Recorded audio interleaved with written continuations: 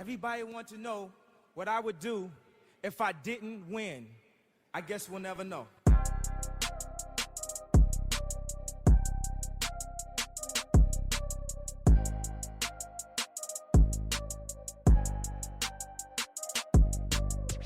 Imagine making a difference. No, imagine being the difference. The difference between I can't and I can, or I won't and I will. The reason someone chooses to wake up and strive for greatness. In life, it can feel like everything is working against you. Let's defy all odds and break generational curses. This is Overstepping Poverty with Daquan and Zacchaeus. Welcome back to Overstepping Poverty, the podcast that provides you with tips, tricks, and hacks in overstepping poverty. My name's Daquan Brooks, and I'm here with my co-host Zacchaeus Shaw. How you doing, Zacchaeus? I'm doing good, brother. What's going on with you? Oh, not much. It's another beautiful day, beautiful week. It's a great day to be alive. I'm so happy that the freaking sun is coming out finally. Last week was rough, and the sun came out this week, and I'm feeling a lot better. I was in Arizona, so it wasn't that bad. Yeah, that's nice. That's nice. So what are we going to get into today? Well, you know exactly what we're going to get into. We have another guest on our show here. So first, I'd like to go and introduce Naomi. Let's go. Naomi, how are you doing today? I'm doing great. How are you? I am doing pretty good. I just want to quickly just say I appreciate you being on the show. You add so much value, and we've noticed that when we either are out in public with you or there's people around you, there's light. There's a light around you, and we appreciate that. And so we want that here on our podcast. So we're a little bit selfish having you on here, but we have tons of gratitude that you're here. So thank you. I'm so excited to be here. I appreciate you guys having me. When I first started knowing who you were, it was when Quanda was living off of Highway 11. Yep. And I didn't know at that time if you even had your business yet. No, I was actually doing it right upstairs from her apartment in my apartment. Wow. Yeah. So that's crazy. And just seeing you grow from then to what you're doing now, I'm so proud of you. I know so many people are proud of you. It's really inspiring, and we were just talking about it. So I feel like a good place to start is, I feel like I know the answer. That's what I'm going to ask. What would you say what is your biggest inspiration? My daughter. Of course. Tell me about her. Yeah, so I have a 4-year-old. Her name is Milani. I had her really young. I got pregnant at 17, had her at 18. So just going through that, especially being the first daughter in an African household and being held to such a high standard, coming from, we were the center of our church in our community, in the Sudanese community. So getting pregnant young out of wedlock, I just felt like I just owed her so much since there was so much doubt put around me. Right. I'm sure just culturally that was tough. Oh, of course. You were in Sioux Falls at the time when that happened? Yes. Okay. Yep. So tell me your story, where you came from, how you got to where you're at now. You had a child at a young age, very similar to my mom as well. She had me at 17. Okay. And I always kind of took that as all those statistics that we talked about earlier are just stacked up against you. And there's somebody like you in your daughter's life. It gives her such an upper hand. Mm-hmm. And I see that. So can you tell us kind of a little bit about your journey? Yeah, if I told you the whole journey, we'd be here all night. So I'll sum it down a little bit. So starting with my family, my family came to the state 1989, I want to say. And so they came here because my grandfather had a contract with the government. I'm from South Sudan. At the time, it was still Sudan. So there was a big war going on, tons of refugees that needed to be migrated into better areas. So he was put on a contract here in America through LSS to bring refugees to America. So he was also the reverend of our church. And so he had big influential impact on our community. And so his thing was, he would bring people here, he'd help get them settled, almost like a sponsor. He wasn't their direct sponsor, but he would be kind of that voice between them and their sponsor, get them connected. If they were Christian, get them settled in the church. If they were Muslim, get them settled in the mosque, So just kind of getting everybody settled in that situation. So our family was very prominent in our community to begin with. That came with a lot of spotlight. That came with a lot of pressure. My grandfather, he ended up going back home to Sudan when I was in about 6th grade. His thing is, everybody comes to America to work, pay bills, and die. So he wanted to go back home and live his life. So we grew up here still. We were all still here. My mom, she went to school to be a healthcare administration is what she got her master's in. But she also had a beauty salon. And so when I was in elementary, actually, we would always be in the salon, like all the time. And I absolutely hated it. I never thought that I would ever do hair because we were always there, straight from school, straight to the salon. That was our routine. Thankfully, it wasn't too far from Drake Springs. So, we got our kid time in the summertime, but during the winter, we were stuck there. And what that instilled in me in a young age is being behind the counter, learning how to deal with money, learning how to deal with finances. That was the one thing that I did like about being there. So that was that. Moving forward, I've always had the idea of wanting to own a strip mall with all Black-owned businesses. I didn't necessarily want to be behind the chair, but I wanted to have something where it's for like a nail salon, a barbershop, hair salon, beauty supply, just all in a strip mall, all Black-owned businesses, because what I left out is that my mom eventually shut down due to her arthritis and she pursued what she had went to school for. And so I didn't really have anybody to do my hair. So I was like, this is a big need in the community. This is what I want to do. But what I want to go to school for is to be a lawyer. And so I wanted to be a lawyer and I wanted to have those businesses on the side. So I did go to school for pre-law for 2.5 years. When I was living on, when I was neighbors with Kwanda, that's when the pandemic hit. That's when me and Kwanda got very, very close. School got put on pause. And so my daughter at this time was just about to be a year old. So I started thinking of ways that I would be able to make money that are recession proof. And so I started doing hair literally out of my living room floor.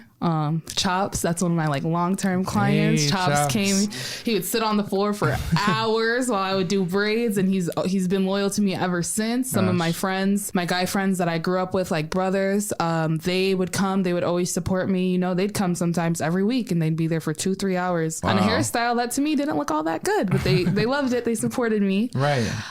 Fast forward, went and booth rented at a couple different salons, but I had this vision, I knew that I could be bigger than that. I'd go into a salon and I'd be able to bring some of my friends in and fill the booths and things like that. So I had someone tell me you really have the potential to do something a lot bigger than this, you can do this, you can be the face behind it. And that's kind of what I was scared of, is just being the face of the brand. And so I went forward. I had a great opportunity. I found my storefront on 41st Street. At the time I was going to 18th. Yeah, big. That's big. It was big. And at the time I was going to 18th Amendment a lot. So I was like, this is going to be great. It's right across the street. We're living. We can advertise while everybody's outside in the parking lot doing their thing. We'll be like, yo, we're across the street. Come check us out sometime, So at the lab. And so the lab name actually came about when I would be doing, my guy friends that I grew up with, the ones I said are like my brothers. When they would be sitting there and we were doing their hair, we'd be like, yo, we're in the lab. We're getting our hair right in the lab. And that's just how it came up. I love it. Yeah. That is so cool. Yeah. So with all that being said, a lot of people don't understand how much emotional support and how much support just in general from friends and family that you really need in a business to really be successful. I feel like, they're kind of like the foundation to your business on that. Now, what I want to know is you started a business at a really young age, at 19, right? Yeah, I actually started my business at 18. I signed the lease for my storefront at 19. Okay, well, tell me about that. I mean, most people at 18, 19, like you were saying, I mean, they're out drinking, they're partying, their priorities are completely different. Mm-hmm. Tell me how you had your priorities so straight. Like, what really gave you that energy? My daughter again. Yep. I'm not gonna lie, I was still out partying, doing my thing, but I seen the bigger picture of everything. I knew for me at the end of the night, I knew I had to make it home to my daughter. Yeah. And I knew that regardless of what I was out here doing, this was the bigger picture. This is what's gonna happen. I'm just having my fun for now, but I need to grind at the same time. So having that support, my friends were huge in that. My mom was a big push for me. She was great. Nafisa too at that time, because she had moved over with me from the previous salon. So that was those are the biggest pushes for me and my relationship with God, honestly. Wow. Absolutely. Yeah. I love that. Did that grow closer, or because you grew up in a religious family? Right. Was there ever a time where, especially when you're having a daughter at a young age and stuff like that, was that something that you felt like, was holding you back, or was that something that pushed you? My religion? Yeah. So it is something that kind of held me back. So I remember getting into the space. I remember Kirsten was my landlord at the time, and she really pushed and advocated for me to be able to get in that space and to be able to get on the terms that I needed to, because I didn't know any better at the time. I didn't have a lawyer looking over my lease. I didn't have anybody really that knew what to give me. It was, I went in that building myself. I read over the paperwork one time and I signed the paperwork. So she really advocated for me, and I'm very grateful for her. She's no longer with the company, but I still keep in contact with her. So that was a big thing for me. As far as the religion, I would say that I kind of tapped out of my religion for a little bit. So after I got the space, after I got everything that I prayed for, I had a lot of doubts with my religion, because there was things that were starting to go left in my personal life and sometimes in business too, So for the longest time, I had this debate with myself about converting, because Sudan is, it's split. North Sudan is more of a Muslim area and South Sudan is more of a Christian area, And so like my daughter's dad, he comes from a Muslim family. And so I come from a Christian family. And so I felt like I wanted to convert for a really long time, and I tapped out of my relationship with God. It wasn't honestly until this year. I fasted at the beginning of this year for 3 weeks. 3 weeks straight with my church. And that's when I really tapped back into my faith. And that's when I started to really follow my path with God again. What do you think changed after that happened? Did you feel anything change in your business or life? Major shift.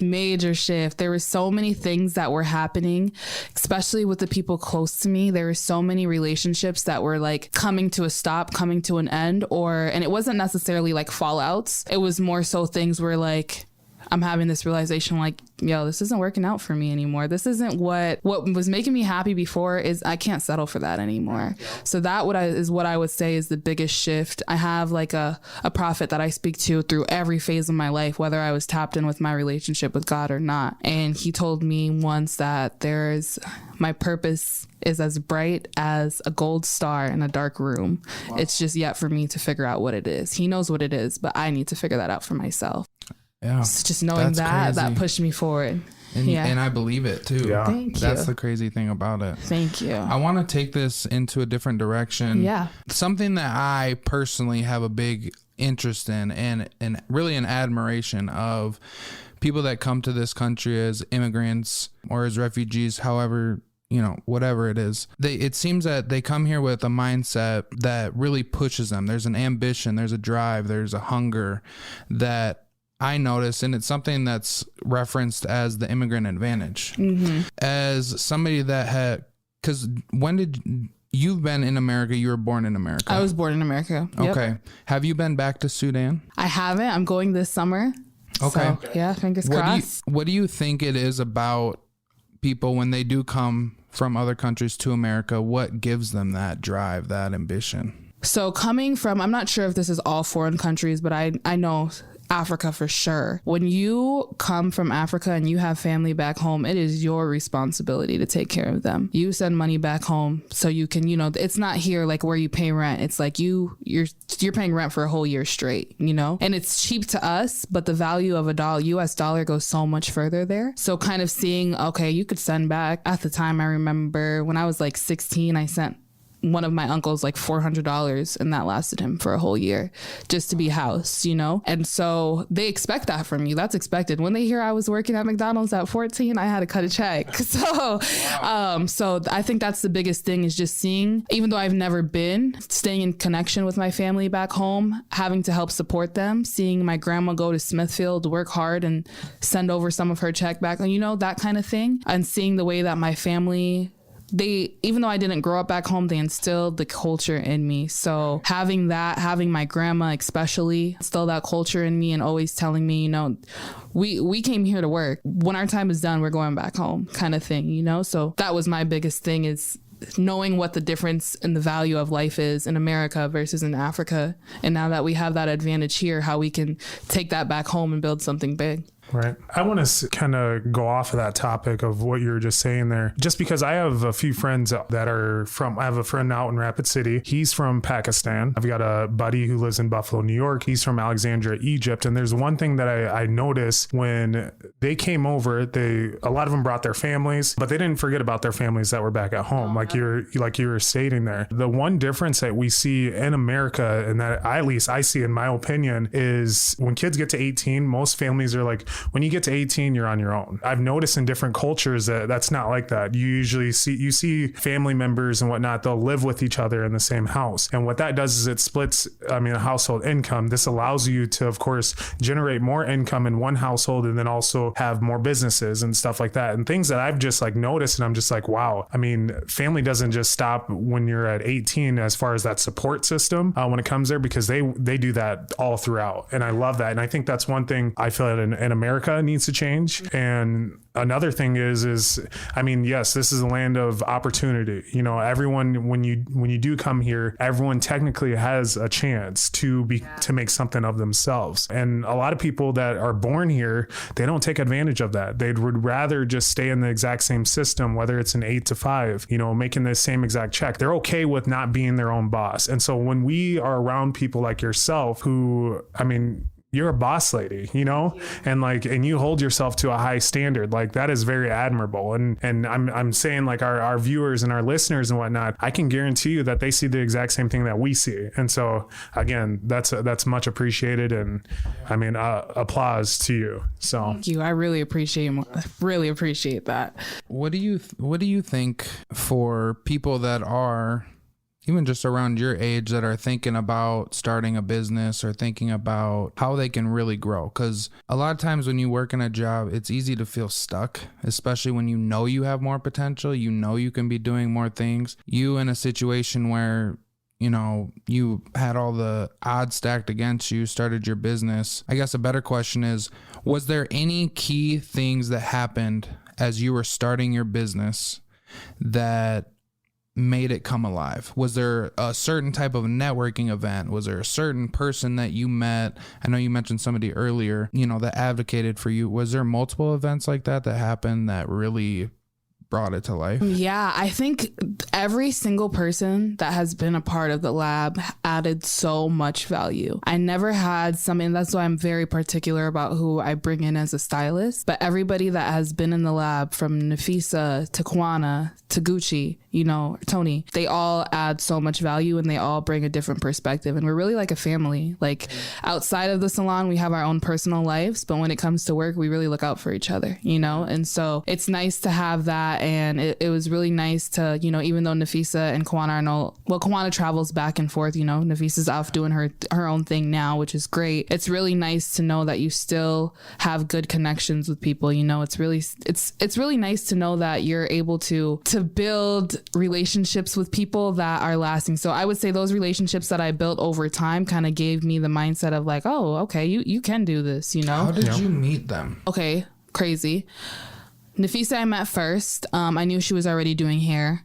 And so I reached out to her because I was renting out 2 booths at the time at Diamond Locks. And I was like, hey, I have another booth. If you're interested, you know, we can get something going. I'm getting busy. I don't have enough time to take over for everybody. So that just worked out. Kwana, she had just moved to town from Detroit. And so I went and got my nails done by her. And I told her, hey, I didn't tell her exactly that I had signed my lease, but I told her that I was looking at opening up a space. So I was like, if you're interested here in a couple of months, you know, because she was doing it out of a friend's house at the time. I was like, you can come and join me and be a part of the salon. Tony, he had came to cut my hair. I used to rock a low fade. So he came and cut my hair at Diamond Lock. And I was just talking to him while he was cutting my hair. And I told him, if this is something you want to take serious, you should go to school because I'm going to be opening up a space. And so it was literally just conversations like that. And then, you know, Tony went to school, came back, and he still stuck to the plan. And here we are.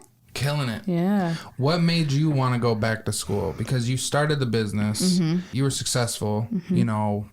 What made you go back after already, you know, to what other people and a lot of people look at as being successful? What made you do that? So being a braider here in South Dakota, you don't have to be licensed through the Board of Cosmetology. Since that's not taught to a certain degree, here, you don't have to go to school to do, there's of course limitations, but you don't have to go to school to do natural hair or braiding. So that's all I was doing for a while. And I started to notice the neglect that people would have with their natural hair and just putting it in braids all the time. You know, get their hair done in braids, take it out for a day or two, come right back and put braids back in. So they're neglecting their natural hair underneath. So I was like, okay, I need to be the advocate for people and be able to tell them like, hey, it's time for you to get a trim. It's time for you to do a treatment in your hair, and be the one that's able to do that. Cause I had maybe one person in town that I could reference them to for that, which is Ariel, she's actually changed her name now to the Divine Afro. That was the only person. And so, like I've always said, there's no way that I could fit everybody in my salon, you know? There's no way. And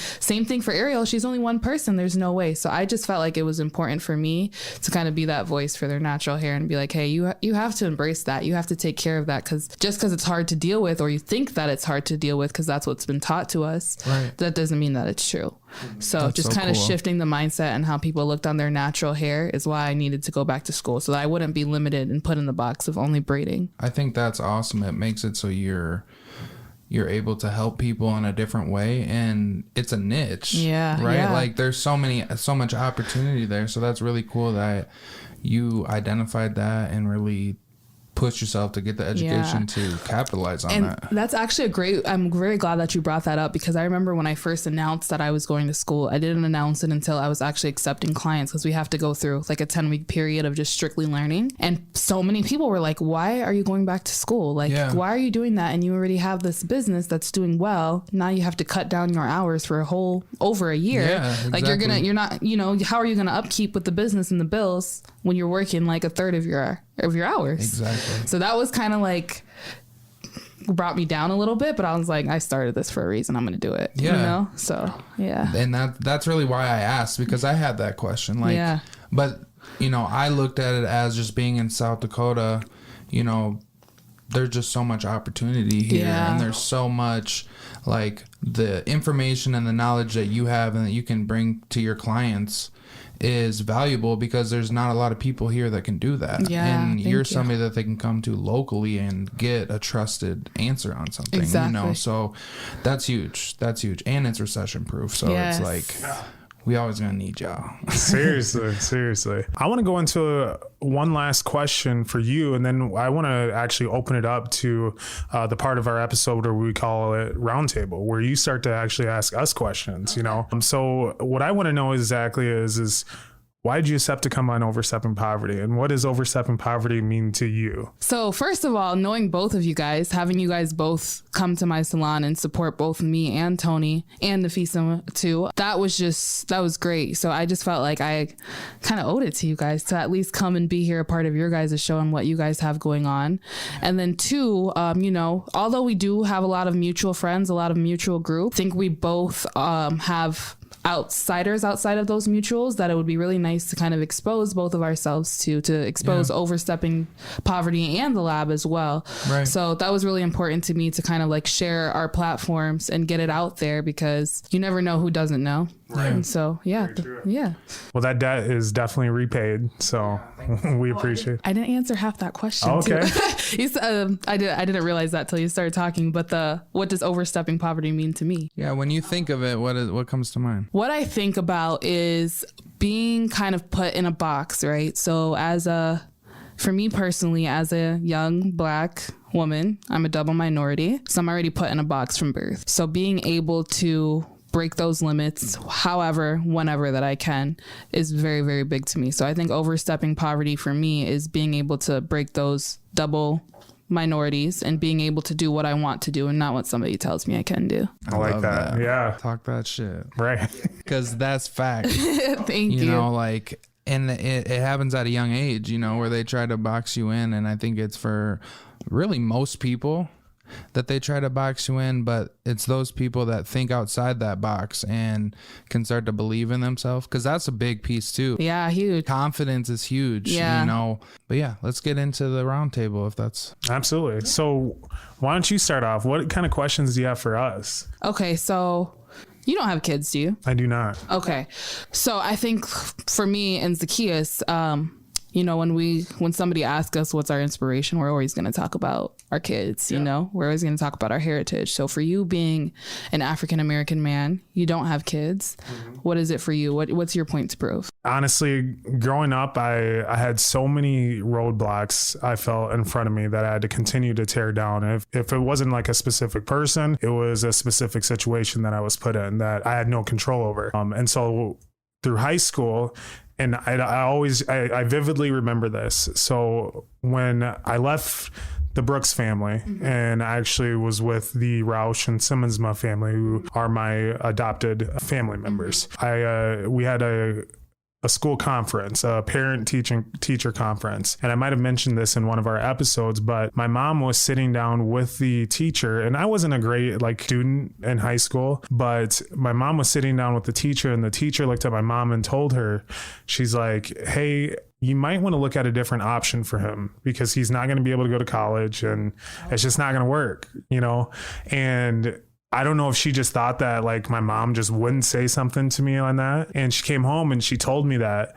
And I was like, okay, really? So she said that. My teacher said that. The person that is supposed to help me move to, give me options or give me, a path to move forward. And she just told you that I'm just not going to be able to make it. So that fueled the fire right there, because as a teacher, in the school system itself, they're around our kids every day. They're the next step for the next generation to be successful, to run things. And I didn't feel like they were doing their job. So that one thing there. Secondly, I've always had a chip on my shoulder. I've always wanted to be just successful. It's just been a passion of mine. No matter what I'm doing, no matter what situation I'm in, I want to make the best of it. So that, and then of course, I've got a ton of friends, family, my wife, around me, and they maybe not don't expect a ton out of me, but I feel like I'm expected to do a ton. So that, it's just the world. There's so many people I feel like I have to prove wrong, and maybe it's not a good point of view to have, but that's what's just always given me just the anger to just do everything, to prove everyone wrong, to just be the next success. And then what I also want is I want someone to look at me and be like, man, he changed the world. Yeah. So that's big. That's major. Absolutely. I love that. Okay. Zacchaeus, for you. Yeah. How long have you and Jenna been together, including dating? 11 years. Okay. That's a really long time. Yeah. That's a long time. Right. So I think something that would be good for the young men today. What is some advice that you would give, knowing that, we're in the culture of people don't feel like they need to be tied down to one person all the time. You know what I mean? What is your advice that you would give, with having that one person that you've literally started from the bottom with and securing that, getting married, sticking through whatever. I'm sure it's not always happy and things like that. What advice would you give to people for that? And how does that tie into overstepping poverty? Yeah, I would say there's a few things. So first, I would say, there's so much stress that comes with seeing multiple people. Right. There's so many things that are on your mind that you're focused on that you do not need to be focused on. Yeah. So to the young men out there, or any man, really, I think one of the biggest cheat codes and life hacks is to find a strong woman to be with and cherish her and build her and, take a role that we're good no matter what. And that, and you're confident in that because you got a strong woman with you, and that's it's huge, and for me and my relationship, it hasn't always been the best, and there's definitely things that we've gone through. But another thing is it's nobody else's business what goes on in your relationship. There's certain things that aren't meant for other people to know, and a lot of times in a world like this where so much is shared, it's so valuable to have that with somebody that you can talk to, that you aren't afraid to get judged by, or you can be yourself, and it's kind of a safe place in a crazy world. And I think that all really ties in with overstepping poverty because, like I said, it's a life hack. That strong woman, for me, for instance, right now, I was able to be here and do this because my wife was able to be home with my son, put him to sleep, feed him, do all those things. And without that, you know, it's tough, and people make things happen. And I'm not saying it's how everybody needs to live their life. This is my opinion. And I think it's something that we desperately need in society. And I think it will change. I hear from a lot of people that it's really tough to date in this day and age.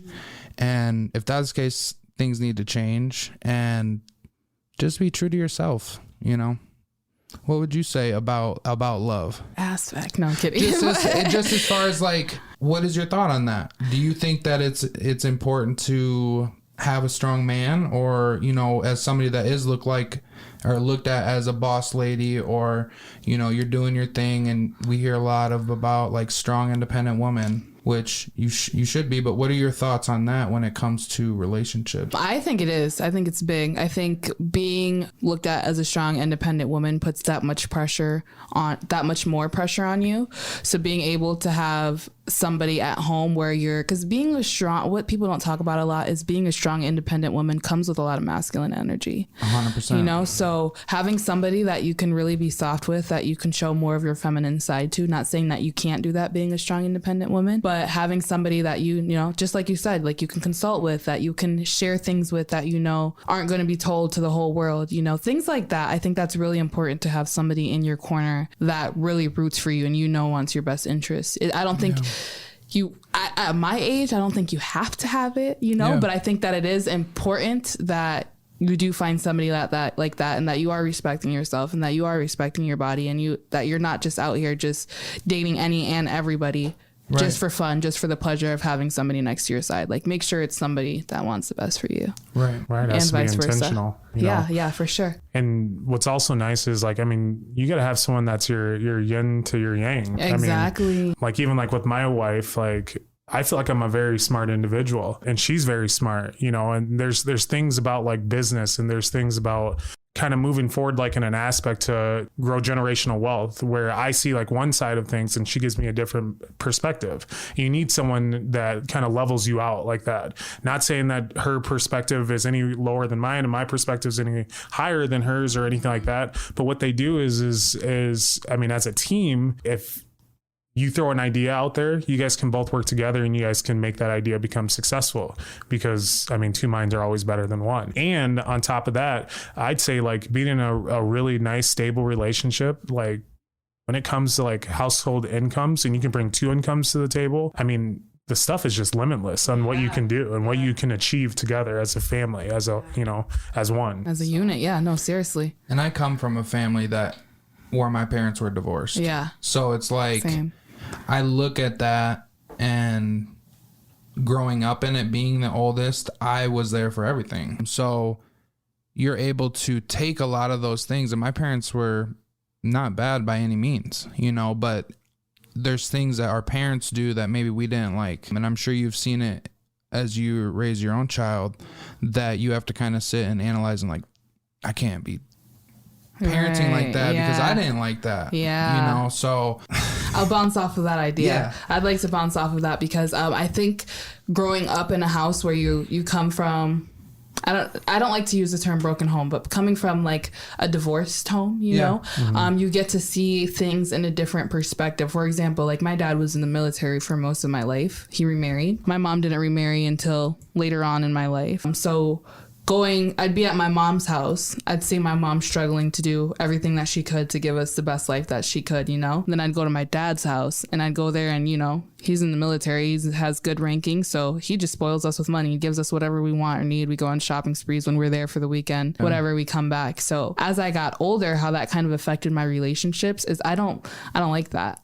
I don't like that, you know? So it's like, I can make my own money. I can pay my own bills. I can do that by myself. What I need from you is something that money can never buy, you know? So that affects you differently as you get older. Whereas the average person would be like, what? He got you this? Why are you letting him go? You know what I mean? Yeah. So it's like, no, that's just not it for me. I feel like you need to, there's certain things that you shouldn't have to ask for, that you should be able, when, you know, like when you, of course it's a learning process, but I think when you have somebody that you're really committed to building a life with, you go out of your way to make sure that their needs are met, sometimes even more before yours. So 100%. Yeah. I really like that because it's something that I've thought about, and I've seen it on social media or whatever, where it talks about when a family gets a divorce or couple gets a divorce, majority of times one of those people will end up in poverty. And when I look at my family and what I want to build, and you look at stuff like that,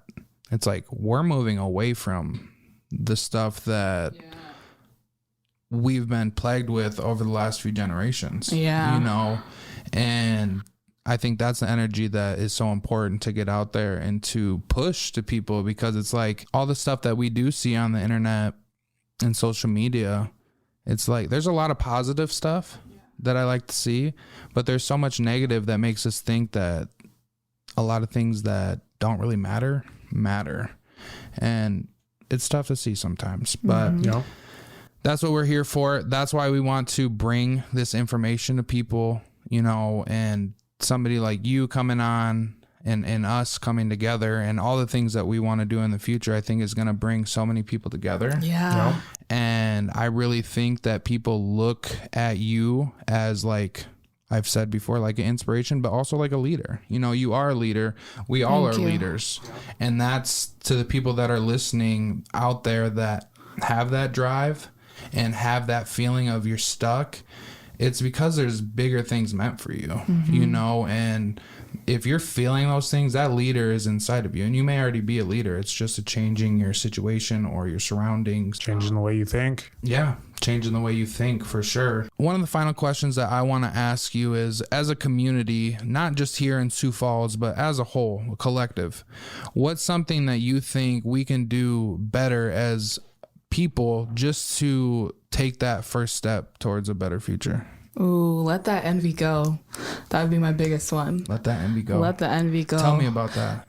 There's 5 seats in a car. There's one driver. Everybody's going to get to the same place, you know? So I think that when people see where you're going in a route, it starts to go from, oh, how did you do it, to why her very quickly, you know? So instead of being the why her and why not me, I think it's important for people to kind of take a step back and like reevaluate themselves, reevaluate your circumstances, it doesn't even have to be your circumstances, reevaluate your environment and see what it is that you can do to do what you want to do. Because there could be somebody watching this podcast that wants to go start their own, do the same thing that I'm doing, but I'm not going to do it like them and they're not going to do it like me. So there's room for everybody to do whatever they want to do, you know? So I think that's the biggest thing in our community is somebody starts to do something, and instead of wanting to go support because maybe in high school they bullied them one time or something like that, you know, or maybe they had a falling out earlier in their life, you know, instead of wanting to see them win, there's just so much envy that goes into things. And it's not always something that's presented to you where it's like, oh, this person doesn't really like me, you know? Right. It's always going to be in a sneaky way. So I would say that's the biggest thing with our community is there's just a lot of envy. Everybody always wants to make it to the top first. But like I said, there's 5 people in a car, sometimes 7, and there's only one driver. Everybody gets to the same place. I love that because that's the power of coming together. Yeah. That's the abundance mindset. Like, oh, she's doing it. I want to know how I can do it and put my own spin on it because I know we both can be successful. Exactly. It doesn't have to be one or the other. You could tell us right now in your market how much need there is. Oh, super. It's big. You know, it's so big. Like if somebody came and was doing the same work that you do, it's not going to hurt you. Yeah. And I think that's the same for a lot of people. Exactly. Like it's an abundance. There's abundance all around you guys. So yeah, it's not always the underdog either. Sometimes it's the person. It could be somebody like myself that's like, oh, I already have this much control over the market. Now this person wants to come and do it. You know, don't be that person. Be that person that's don't gatekeep. Like there's no point in gatekeeping. The more you help, the more blessings are going to come your way. So with that being said, if there's people out there listening to this right now, can they feel free to reach out to you just for a pointer? 1,000%. Okay. 1,000 Naomi Loro on Facebook, Naomi.hairdoctor on Instagram. Message me. The lab. Yeah. 41st Street. Yeah. Let's come to go. the shop. Just come catch your vibe. Yeah. And so this is the part of our episode where we give you guys 5 tips, tricks, or hacks. And as you know, we will be having our guest today, Naomi, give you 5 tips that she would give her younger self or maybe even her daughter. Number one, there's always that one person in your family I feel like that stands out to you. For me, it's my mom. It's not always a mom for somebody. Maybe it's your dad. Maybe it's your grandma, grandpa, maybe it's your aunt or uncle. Stay rooted and stay connected with that person. You know, there's always that one, maybe it's a friend, maybe it's a friend's mom, you know? So there's always that one person that wants the best for you more than you want for yourself, you know, like they would give you their last. So stay really connected, work on that relationship with that person, because you're gonna, as a young person, you take so much more from them before you. 2, I would say, do it with the no's, you know, do it with no energy, do it with no money in your bank account. Go to the gym when you don't feel like it. Start that business when you have no money, you know. Reach out to your friends and try to do something when you're not feeling your best. You know what I mean? Get dressed when you're not feeling good about yourself. So do it with a nose would be number 2. 3, focus on your health overall. You know, health is wealth. Focus on your mental health, number 1. Focus on your physical health. That's important. I know I slack on that sometimes too. You got to be mindful of what you're putting in your body, whether it's what you're listening to, what you're eating, things like that. I think that's major. You know, when you're doing good things for yourself, you feel good about yourself. 4, it's okay to have fun, but you need to, at some point, you got to put a cap on that. At some point, you got to know your limits. Right. You know, you can go out every Wednesday, Friday, and Saturday for a month, 2 months, you know what I mean? But what's the purpose of that? You know, figure out get that out of the way and lock in when it's time to lock in. 5, set the boundaries. You know, lock in with yourself and set those boundaries. You know, to my 16-year-old self, I would say not all of those friendships that you think are going to be forever are forever. So focus on that relationship with that person that you know is forever, that older person that looks out for you. You know what I mean? And lock into that and set those boundaries with yourself, whether you figure out those boundaries through dating, you know, whether you figure out those boundaries through failed friendships. Find those boundaries and set them before you're willing to commit to any person or situation. I love that. Yeah. Boundaries are so big too. Huge. Absolutely. So big. And a lot of the times, don't beat yourself up, because a lot of the times you don't know the boundary until it's crossed. That's a bar. Yeah. That's a bar. Told you right I could there. freestyle. She man. did tell us that she could freestyle, and she's wrapping it up with that. So Yeah. All right. Well, thank you guys so much for taking the time to listen to Overstepping Poverty. And thank you, Naomi, for being our special guest this week. Thank you for having me. Absolutely. Absolutely. A lot of added value. We appreciate you so much. And until next time, we're signing off. thanks for tuning in to another episode of Overstepping Poverty. We hope you found this week's discussion informative and thought-provoking. We know that tackling poverty is a complex issue, but by working together and understanding the root causes, we can make progress towards creating a more equitable society. If you enjoyed this episode, please share it with your friends and family, and don't forget to subscribe to our show. Until next time, let's take the next steps in Overstepping Poverty.